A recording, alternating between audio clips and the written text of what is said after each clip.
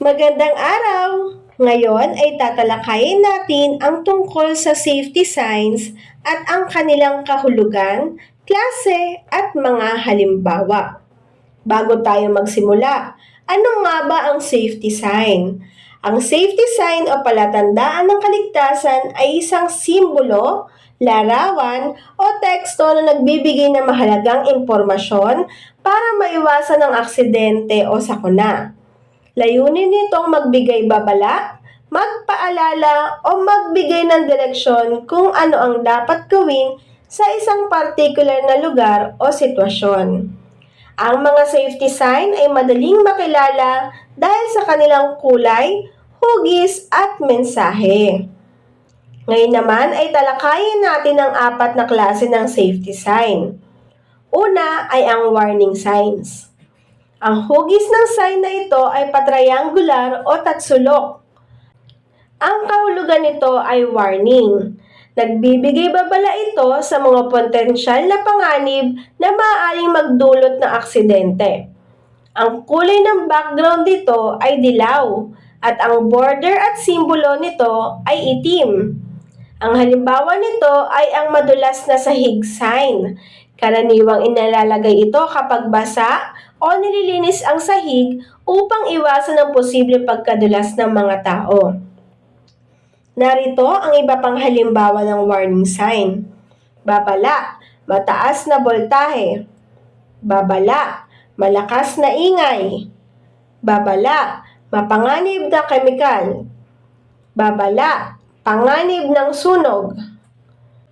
At huli sa warning sign, delikado, pagbagsak ng materyales.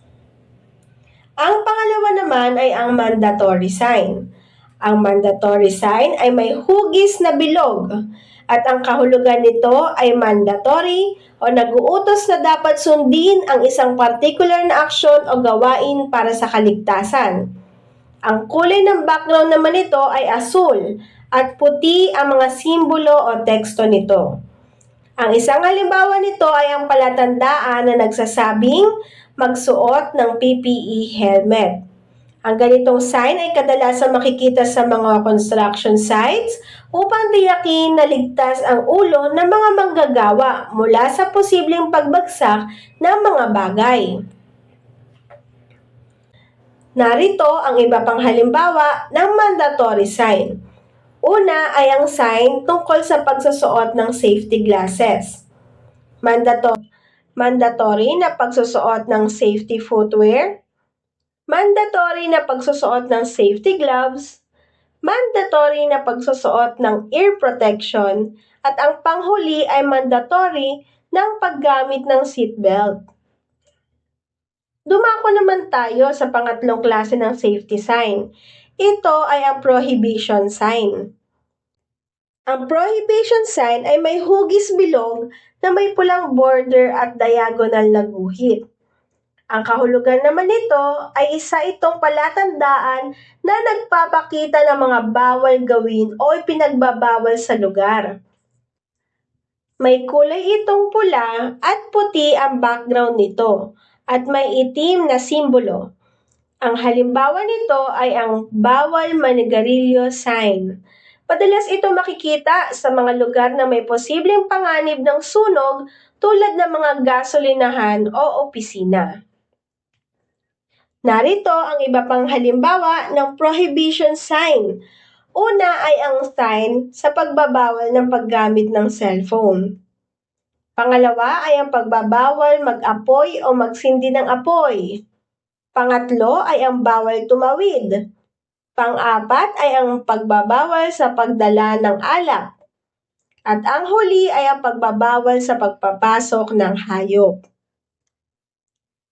Ang panghuling safety sign naman ay ang emergency sign. Ang emergency sign ay may hugis na rectangular o parisukat. Ang kahulugan nito ay nagpapakita ng mga direksyon patungo sa mga ligtas na lugar o emergency equipment.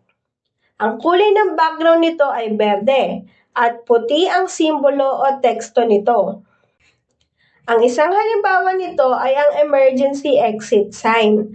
Ito ay madalas na makikita sa mga gusali upang gabayan ng mga tao patungo sa ligtas na lugar sakaling magkaroon ng sunog o iba pang sakuna. Narito ang iba pang mga halimbawa ng emergency sign. Una ay ang location ng fire extinguisher. Pangalawa ay ang emergency designated safe gathering area. Pangatlo, ang location ng emergency first aid kit. Pang-apat ay ang emergency shower. At ang panghuli ay ang emergency eye wash station. Ang mga safety sign ay mahalaga sa pagpapanatili ng ating kaligtasan sa anumang lugar.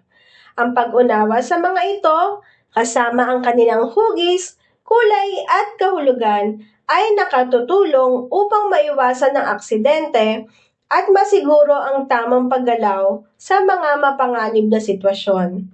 Kaya tandaan, laging sundin ang mga safety sign para sa kaligtasan ng lahat. Maraming salamat sa pakikinig!